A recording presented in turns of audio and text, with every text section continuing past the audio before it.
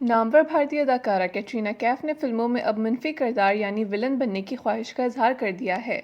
حال ہی میں اپنی فلم میری کرسمس کی کامیابی پر پذیرائی حاصل کرنے والی کیٹرینہ کیف نے تازہ انٹرویو کے دوران اپنی ترجیحات پر بات چیت کی۔ انہوں نے اشارہ دیا کہ وہ مستقبل میں ولن کا کردار ادا کرنے کی خواہش مند ہیں۔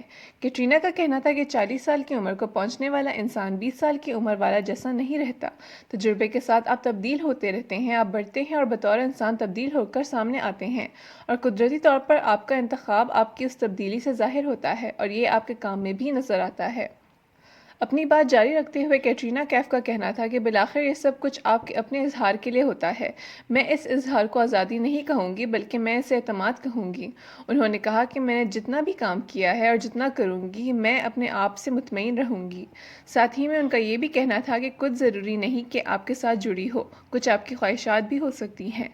اپنی بات جاری رکھتے ہوئے کیٹرینہ کا کہنا تھا کہ ان کی خواہش ہے کہ وہ فلم میں منفی کردار یعنی ولن کا کردار ادا کریں۔